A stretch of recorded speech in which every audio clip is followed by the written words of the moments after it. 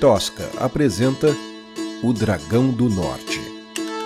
Escrito, narrado e produzido por Rodrigo Espírito Santo. Capítulo 24. Ao deixar Veracruz, Lume notou as nuvens pesadas. Carregavam um odor ocre e precipitavam o que parecia ser neve. Estendeu a palma da mão. Eram cinzas. Sinal de que a presença de Yusan estava cada vez mais próxima. A garota cobriu a boca e o nariz com um pano e cavalgou rumo ao olho da tempestade. Algumas horas depois, a luz do sol não penetrava o véu espesso das cinzas. A tarde parecia noite e o ar era denso e quente. Árvores, morros, pedras, tudo era coberto por uma camada pesada de poeira cinza. Tudo era monocromático, uma paisagem alienígena de terra morta. Tudo parecia esculpido em grafite. O cavalo deixava pegadas fundas na terra fofa. De tempos em tempos, o vento trazia algumas fagulhas vindas de longe. Contra o céu escuro e a terra cinza, elas pareciam estrelas desprendidas do firmamento, moribundas, cadentes. Era bonito e triste, pensou Lume. Uma pequena lanterna luzia no alto de uma colina, como um farol. Levou um tempo até Lume notar que não era uma outra fagulha. A luz oscilava, balançando de um lado para o outro. Parecia ser coisa do vento. Mas a lanterna era balançada por uma pessoa, como um turíbulo. Um manto grosso e um capuz que encobria o rosto faziam daquela figura solitária uma miragem no meio do deserto cinzento. Lume parou alguns metros antes, por precaução, para pensar. Pensou nas suas opções. Pensou em gritar, "Quem vem lá?", mas desistiu. Achou estúpido. Ora, ela vinha lá. A figura de lanterna já estava lá, parada. Pensou em gritar o próprio nome e o propósito de sua viagem, mas não tinha certeza se poderia confiar informações desse tipo a estranhos. Poderia ser um inimigo. Não que ela tivesse inimigos, mas se tinha uma coisa que Lume tinha aprendido, é que informação é poder. "Olá!", disparou, num tom amistoso em contraste com o cenário opressivo. A figura não respondeu, mas se moveu. Lentamente, como uma porteira enferrujada, derrubando as cinzas de sua túnica. Quando seus rostos finalmente se encararam, a figura viu que parecia ser uma jovem negra de cabelos cacheados, cobertos de cinzas, rosto parcialmente coberto por um lenço. Estava montada num cavalo magro e trazia uma sacola nas costas. Uma sacola pequena demais para viagens longas. Após um breve reconhecimento da área, a figura concluiu que a viajante estava só e conteve um sorriso. Lume viu uma velha, rosto protegido pelo capuz, cabelos grisalhos longos escapando pelos lados, unhas pretas e longas, dedos incrivelmente finos, olhos assustadoramente vivos. "Quem vem lá?", perguntou a velha. Lume balançou a cabeça. Viu só? Faz sentido para ela, pensou a garota. "Meu nome é Lume. Quem é você?", gritou. "É perigoso andar por este lado do reino, garotinha. Há um terrível dragão à solta", disse a velha, com sua voz esganiçada. "Eu sei. Sabe me dizer para que lado ele foi?" "Quem?" "O dragão." "Você está procurando o dragão?", perguntou a velha, sem disfarçar a indignação com a ideia absurda. "É uma longa história. Eu preciso encontrá-lo. Você o viu? Sabe para onde ele foi?", desconversou Lume. "Você pretende encontrá-lo sozinha?" A indagação incomodou Lume. "Quem disse que eu estou sozinha?", respondeu. A velha olhou para um lado, depois para o outro da estrada, com movimentos intencionalmente acentuados. "Eu não vejo mais ninguém com você", sorriu a velha. Havia algo muito errado com aquela velha. Lume sentiu sua pulsação acelerar. Por outro lado, já não tinha mais tempo nem disposição para ter medo. "O espírito do cálice está sempre comigo", blefou. O capuz da velha começou a oscilar e sacudir, cinzas caindo ao chão. Um som de serrote cego acompanhava o movimento. Quando a velha voltou a encará-la, finalmente Lume entendeu que ela estava rindo do que considerara uma piada de uma garota insolente. "Há muitos anos ninguém por essas bandas se refere ao Graal desta forma, garotinha", respondeu, após conter sua macabra crise de riso. "E por que não?" "Olhe ao seu redor, garota. Vê alguma bênção derramada? Consegue observar algum sinal de vida em abundância?" "Você parece estar gozando de uma longa vida", respondeu Lume, abusada. Dessa vez, a velha não riu. "Sobrevivência é uma luta. A gente faz o que é preciso. Mesmo antes das cinzas, esta terra já era infértil. As famílias passavam fome, sofriam com a peste. Quem tinha para onde ir, foi. Mas nem todos puderam fugir das bênçãos desta terra, disse, insinuando uma tentativa de sarcasmo. Lume continuou a estudar o terreno discretamente, traçando sua rota de fuga.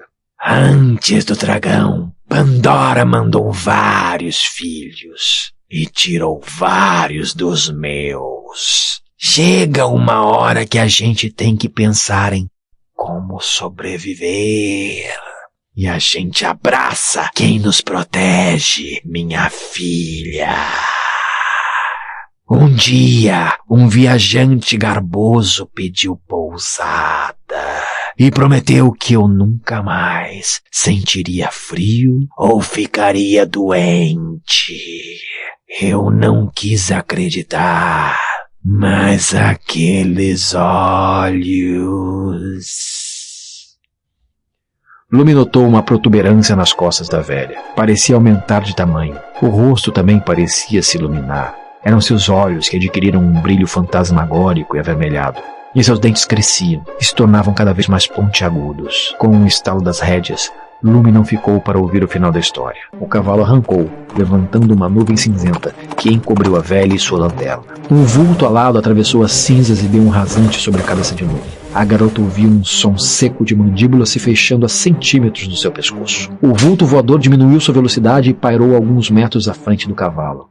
A velha, sem sua lanterna e roupão, pairava no ar batendo suas asas de morcego. Seus olhos eram faróis vermelhos incandescentes e sua mandíbula desproporcional ostentava uma infinidade de dentes pontiagudos orbitando 2 caninos longos como lanças. Estava nua e a mistura conflitante de seu corpo humano decrépito, com suas asas de morcego e pés de corvo, fazia dela um pesadelo alado. Lume puxou as rédeas e parou sua montaria. Como eu dizia, disse, sua voz agora transformada num lamento grave e gutural. O viajante me prometeu que eu não adoeceria ou morreria. Mas eu ainda preciso me alimentar. Lume gelou. Sentia que não estava preparada para morrer no meio de um deserto cinzento. Fechou os olhos e viu Carlos, ainda menino, espada de madeira em punho, lutando contra dragões imaginários no quintal de casa. Lume ainda usava fraldas, mas ela se lembrava do rosto do irmão. Ele acreditava. Levou a mão à espada e abriu os olhos. As mandíbulas da velha se aproximavam. Num reflexo, a garota desceu do cavalo com um rolamento e terminou de pé, espada em mãos. O rasante da velha encontrou a cela vazia e suas asas dobraram à esquerda, abrindo uma trajetória em círculo para um novo ataque. A escudeira não tirou os olhos do monstro e estava preparada. Dessa vez, ele armou seus pés de corvo e tentou agarrar os braços de Lume. A garota girou no próprio eixo e desferiu um golpe certeiro em uma das garras. Um dos dedos da vampira rolou pelo chão e ela encheu os céus com seu urro de dor. A vampira não esperava um contra-ataque tão certeiro. Lume também não. Sorte de principiante. Ou talvez a velha vampira só estivesse desnutrida há tanto tempo que acabou deixando a fome influenciar sua performance de predadora. O fato é que a perda do dedo a fez diminuir o passo, e Lume não estava disposta a deixar essa oportunidade escapar. Ajoelhou-se, puxou a faca da bota e correu atrás da velha antes que ela voltasse a ganhar altitude. Lume pulou sobre uma pedra e dela saltou sobre a criatura, cravando-lhe a faca entre as clavículas. Um novo grito ecoou na planície cinzenta e as duas deram início a uma espécie de rodeio infernal. A velha sacudia as asas e tentava derrubar Lume, que estava determinada a não largar a faca. Cada movimento brusco da vampira esgarçava o ferimento que prendia a faca em suas costas. Era uma questão de tempo até que a arma se soltasse e Lume fosse arremessada ao solo. Puxou a faca com força e imediatamente cravou-a pouco acima das costas, ganhando mais estabilidade. O novo golpe acabou partindo uma vértebra da coluna da velha e seus movimentos imediatamente cessaram. O que você fez? Gritou a velha, enquanto ambas caíam numa espiral. Você me aleijou, sua pirralha. Você vai morrer. Até Lume sabia que era impossível matar um vampiro. Luz do sol, estaca no coração, água benta. As lendas eram muitas e ela era fã de contos de horror. Ouvir as histórias assustadoras ao redor da fogueira, olhar debaixo da cama antes de dormir, só para ter certeza. Mas Lumi não se lembrava de nenhuma história sobre vampiros tetraplégicos. Talvez porque nenhum sobreviveria ao nascer do sol sem poder se movimentar. A velha em queda livre com Lumi na garupa parecia relativamente bem. Talvez vivesse mais algumas centenas de anos se fosse protegida e alimentada por almas caridosas, mas provavelmente não seria o caso. Outras questões urgentes ocupavam a mente de Lumi. Ela estaria morta em segundos, já que não tinha asas como a velha. Então, pensou numa loucura. Com a espada fez um pequeno furo em cada asa, rente ao osso central, largo bastante para que seus dedos pudessem atravessá-los. O chão estava cada vez mais próximo. A garota deitou sobre as costas da vampira e passou seus dedos pelos furos, agarrando os ossos no centro das asas.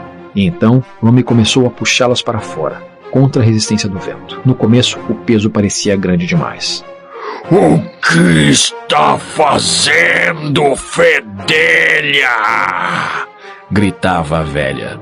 Lumi sentia como se estivesse tentando rasgar a vela num navio corsário. O chão estava a poucos metros. Com o grito, as asas da velha se abriram e se encheram de ar. A trajetória da queda mudou, transformando-se num rasante a 2 metros do chão. Ambas gritavam a plenos pulmões sem acreditar no milagre. A velha perdeu altitude e velocidade, até beijar o chão num colapso desastroso. Lumi pulou segundos antes de tocar o solo, o que não impediu que tombasse por vários metros e sofresse diversas escoriações. Quando recobrou os sentidos, sentiu dores por todo o corpo e cuspiu um punhado de cinzas que invadiu sua boca na aterrissagem. Levantou-se com dificuldade e mancou até a carcaça da vampira. A velha ainda arfava e até xingaria Lumi se a sua mandíbula ainda estivesse lá. Apenas a língua, presa no fundo da garganta, serpenteava pelas cinzas fofas de sangue e saliva. O olho que sobrara encarava Lumi com cara de poucos amigos. A garota observou as asas por um momento. Estavam bem danificadas, como todo o resto do corpo. Ossos quebrados, alguns expostos. Olhou ao redor procurando algo. Viu um brilho na distância. Na velocidade que lhe foi possível, dirigiu-se até o objeto, sua espada. Agachou-se para pegá-la e sentiu as costas doerem. Balançou a lâmina para tirar o excesso de cinzas e calmamente caminhou até a velha vampira. Pelo caminho, Lumi se perguntava se a túnica do monstro estaria muito longe dali.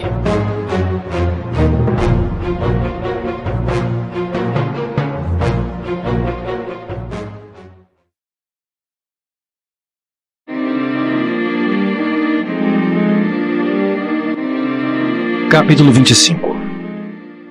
Carlos tossiu de volta à vida. Seus ouvidos uniam. Tentou se virar e usar os braços para levantar, mas estava preso à cadeira de comando.